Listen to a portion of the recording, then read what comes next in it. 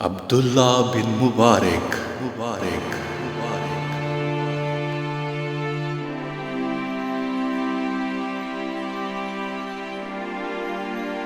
عبداللہ ابن المبارک، آپ رحمت اللہ علیہ 726 عیسوی مرو یا مرو ایران میں پیدا ہوئے اور آپ کا وصال 797 عیسوی تقریباً 70 سال کی عمر میں ہوا۔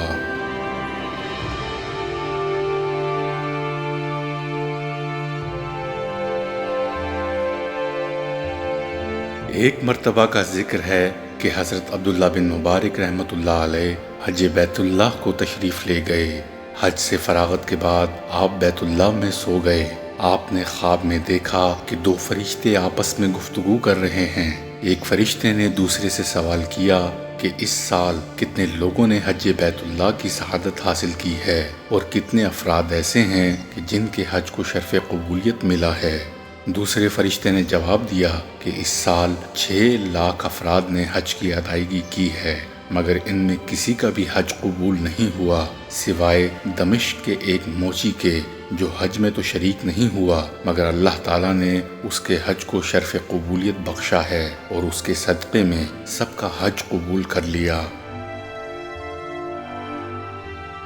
حضرت عبداللہ بن مبارک رحمت اللہ علیہ خواب دیکھنے کے بعد جب بیدار ہوئے تو آپ رحمت اللہ علیہ کو اس موچی سے ملنے کا اشتیاق ہوا۔ چنانچہ آپ دمشق پہنچے اور موچی سے ملاقات کی اور اس سے دوران گفتگو اس کے حج کے بارے میں پوچھا تو اس نے سب سے پہلے اپنا نام اور پیشہ بتایا۔ پھر اس نے آپ کا نام پوچھا تو آپ نے بتایا کہ میرا نام عبداللہ بن مبارک ہے۔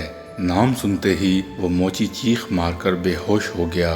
پھر جب وہ ہوش میں آیا تو اپنا واقعہ اس طرح بیان کیا کہ ایک مدت سے میرے دل میں حج کی خواہش تھی اور اس مقصد کے لیے میں نے 300 درہم بھی جمع کر لیے تھے، مگر ایک روز میرے ہمسائے کے گھر میں کھانا پکنے کی خوشبو آئی تو میری بیوی نے کہا کہ اس کے یہاں سے تم بھی مانگ کر لاؤ تاکہ ہم بھی کھا لیں۔ چنانچہ میں اس ہمسائے کے گھر گیا اور اس سے کہا کہ آپ نے جو کچھ پکایا ہے اس میں سے مجھے بھی دے دیں۔ اس نے کہا کہ وہ کھانا آپ کے کھانے کے لائق نہیں ہے، کیونکہ میں اور میرے اہل خانہ 7 دن سے فاقہ کشی میں مبتلا تھے، تو میں نے آج مجبوراً مردہ گدھے کا گوشت پکا لیا۔ یہ سن کر میں اللہ کے خوف سے کانپ اٹھا اور واپس اپنے گھر آیا۔ وہاں سے میں نے اپنی تمام جمع شدہ پونجی لی اور اس ہمسائے کو دے دی۔ دل میں یہ تصور کر لیا کہ ایک مسلمان کی مدد کرنا گویا میرے حج کے برابر ہے۔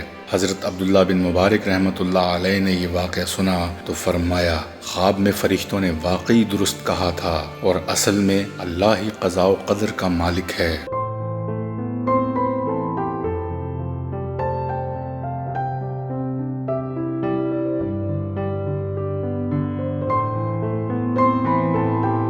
حضرت عبداللہ بن مبارک رحمت اللہ علیہ نے اپنی زندگی ہی میں اپنا تمام مال و اسباب درویشوں اور فقیروں میں تقسیم کر دیا۔ ایک مرتبہ کا ذکر ہے کہ آپ کے پاس ایک مہمان آیا۔ آپ کے پاس جو کچھ بھی تھا آپ نے وہ سب مہمان نوازی پر خرچ کر دیا اور کہا، مہمان اللہ تعالیٰ کا بھیجا ہوا ہے، جہاں تک بھی ہو سکے اس کی خدمت کرنی چاہیے۔ آپ کی بیوی اس معاملے میں آپ سے جھگڑا کرنے لگی۔ آپ نے فرمایا، ایسی عورت جو نیکی کے کام میں میرے ساتھ جھگڑے اسے اس گھر میں ہرگز نہیں رہنا چاہیے۔ چنانچہ آپ نے حق مہر کا انتظام کر کے اس کو طلاق دے دی۔ اللہ تعالیٰ کی قدرت سے ایک دن حضرت عبداللہ بن مبارک رحمت اللہ علیہ وعظ فرما رہے تھے کہ ایک سردار کی بیٹی بھی آپ کا وعظ سن رہی تھی۔ آپ کا وعظ اس کے دل کو بہت بھایا اور اس کے دل پر بڑا اثر ہوا۔ وہ لڑکی جب اپنے گھر واپس گئی تو اپنے والد سے کہنے لگی کہ میرا نکاح حضرت عبداللہ بن مبارک رحمت اللہ علیہ کے ساتھ کر دیا جائے۔ باپ نے اپنی بیٹی کی بات مانتے ہوئے اسے 50,000 دینار دیے اور پھر اس کا نکاح آپ سے کر دیا۔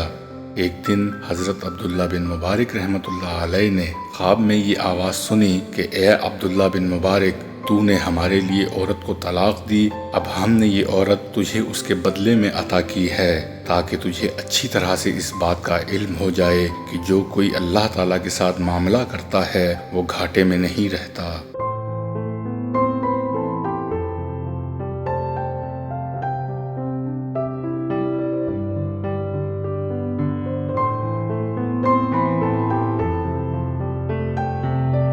حضرت سہیل بیشتر آپ کے پاس تشریف لایا کرتے تھے۔ ایک مرتبہ چلتے ہوئے کہنے لگے کہ اب میں کبھی آپ کے پاس نہیں آؤں گا، اس لیے کہ آج چھت پر سے آپ کی کنیزیں مجھے اے سہیل کہہ کر آوازیں دے رہی تھیں، اور یہ بات میرے لیے بھار خاطر ہو گئی۔ یہ سن کر حضرت عبداللہ بن مبارک رحمۃ اللہ علیہ نے کہا کہ آؤ سہیل کی نماز جنازہ ادا کریں۔ چنانچہ اسی دن ان کا انتقال ہو گیا، اور تجہیز و تکفین کے بعد جب لوگوں نے سوال کیا کہ موت سے پہلے ہی آپ کو ان کی موت کا علم کیسے ہو گیا، آپ رحمۃ اللہ علیہ نے فرمایا کہ انہوں نے کہا تھا کہ تیری چھت سے کنیزیں مجھے اے سہیل کہہ کر آوازیں دے رہی تھیں، حالانکہ میرے یہاں کوئی لونڈی نہیں، وہ یقیناً حوریں تھیں جو آوازیں دے رہی تھیں، اسی وجہ سے میں نے ان کی موت کا یقین کر لیا۔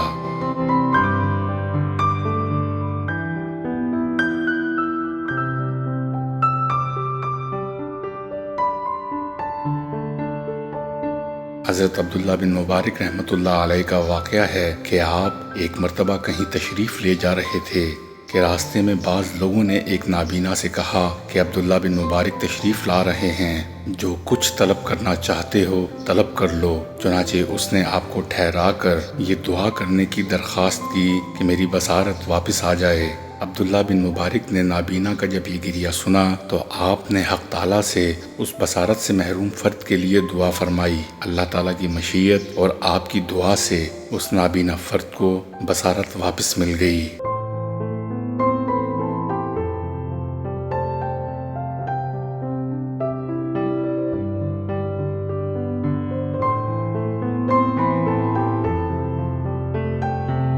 یہی تھی آج کی ہماری ویڈیو۔ اگر ویڈیو پسند آئے تو برائے مہربانی میری اور میری ٹیم کی حوصلہ افزائی کیجیے گا، ویڈیو کو لائک، شیئر اور سبسکرائب کیجیے گا۔